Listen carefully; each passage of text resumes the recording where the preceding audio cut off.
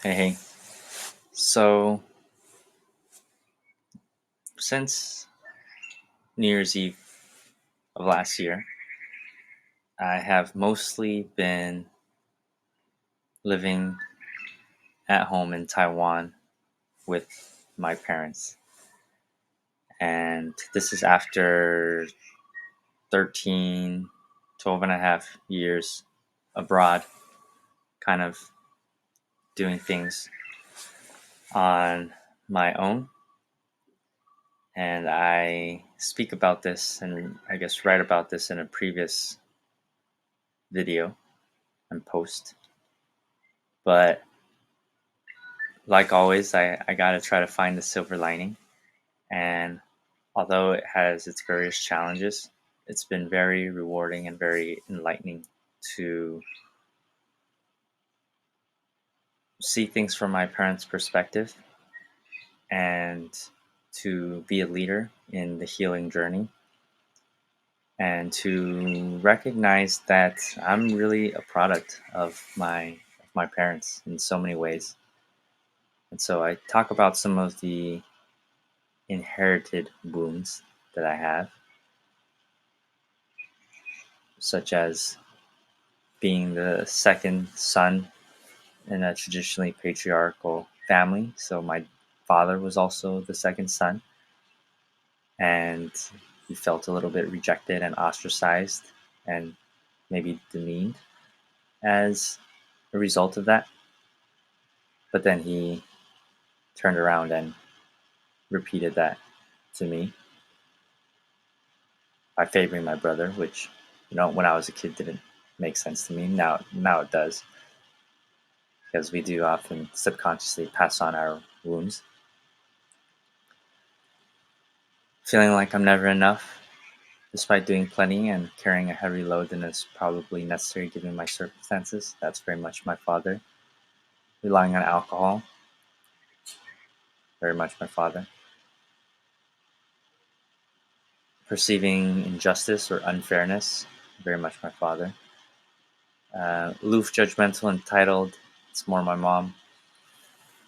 So, over the course of my healing journey, just realizing that, wow, a lot of this stuff that I, struggled with or that I was working on, I see it in my parents. And this isn't just the shadows, it's also some of my light. So, being introspective, trying to do my best to understand myself. It's my mom. Passion for sharing my story. My mom does that as well. Trying to help others, trying to be a servant leader. That's my dad. Trying to take responsibility for enabling the dreams of others. Using my resources to help those around me. It's my dad.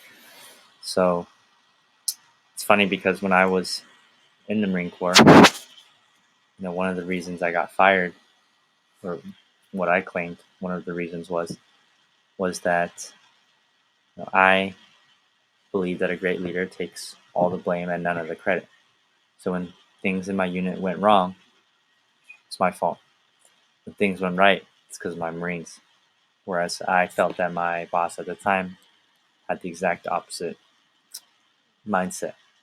As someone who needed to keep going in the military, he was looking out for himself.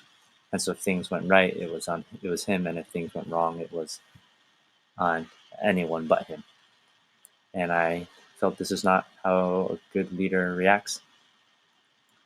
Yet when it came to my own journey of healing, eventually I realized that I was acting like a bad leader, probably because I didn't see myself as the leader in my family, which I do now. But I was being that bad leader in terms of blaming my parents or blaming them for passing on their wounds to me, while taking credit for all the good that I was doing on myself. You know, so I was kind of being that asshole instead of recognizing that you know they've done a lot, and they give me both sides of the coin. So if I want the credit, I also need to take the blame. And so I'm doing my best to shift now to taking the blame if things are going wrong, for taking the blame for my wounds and giving credit to my parents for all the good that I am and that I have. So working to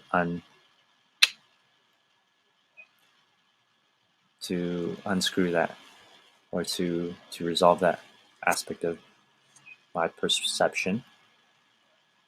But overall, yeah, it's been important for me and therapeutic for me to be around my parents for an extended period of time this year, especially because I have plans to continue on along my journey around the world. And so it is important for me that I take the time to come home and reconnect with them, because I will be taking off again here within the next year or so. So make sure if you can, spend a little bit more time with your parents, because once you get out of high school, the opportunities really diminish by quite a lot. All the best.